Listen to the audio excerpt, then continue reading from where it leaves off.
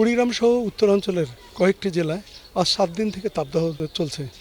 এই মৃদু তাপদাহের কারণে এই জনপদের মানুষ চরম দুর্ভোগে পড়েছে।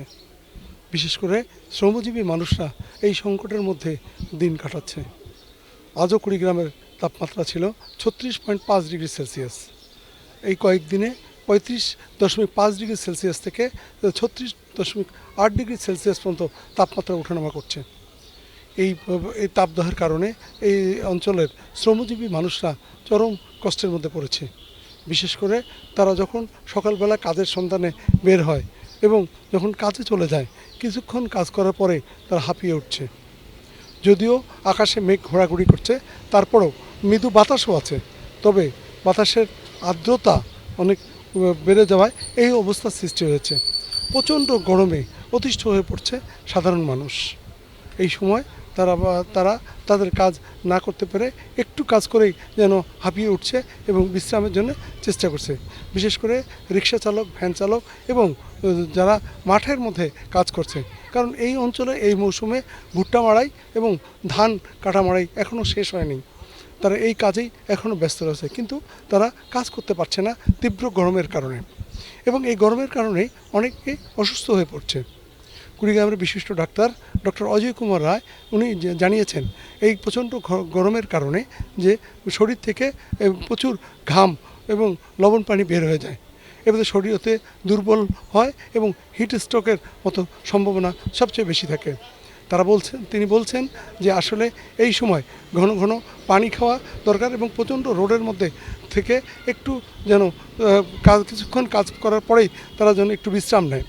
আর তা না হলে এইসব মানুষ যে কোনো সময় হিট স্ট্রোকের মতো ঘটনা ঘটে মৃত্যুর মতো ঘটনা ঘটতে পারে।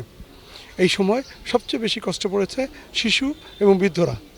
তারা যেহেতু তাদের ইমিউনিটি শক্তি অনেক কম, তাই এই মানুষদের জন্য তিনি বলছেন যে তারা যেন রোদের মধ্যে খুব একটা বাইর না হন এবং যদি প্রয়োজনে বাইর হন তবে তারা যেন ছাতা নিয়ে বাইর হন। চরম সংকটের মধ্যে পার করছে কুড়িগ্রামের মানুষ।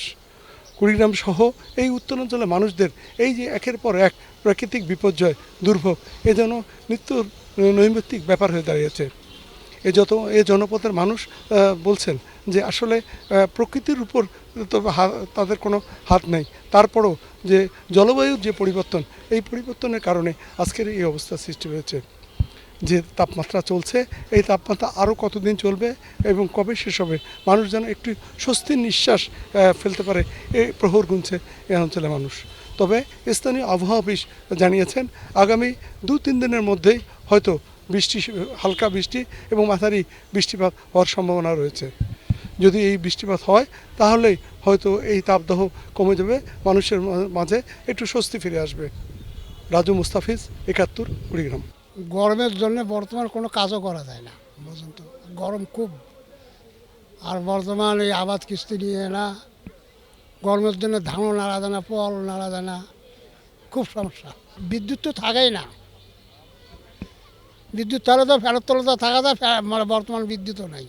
এইভাবে বর্তমান খুব শরীরের পরিস্থিতি খুব খারাপ। রাত্রে বর্তমান কতবার কারেন্ট যায়, কতবার আইসে তার ঠিক নেই। আর বর্তমান গরম তো বিজনেস তো থাকা যায় না, কিন্তু বর্তমানে অত্যাচার গরম। এত গরম, এত তাপদাহ যে মানুষ অতিষ্ঠ হয়ে যাচ্ছে।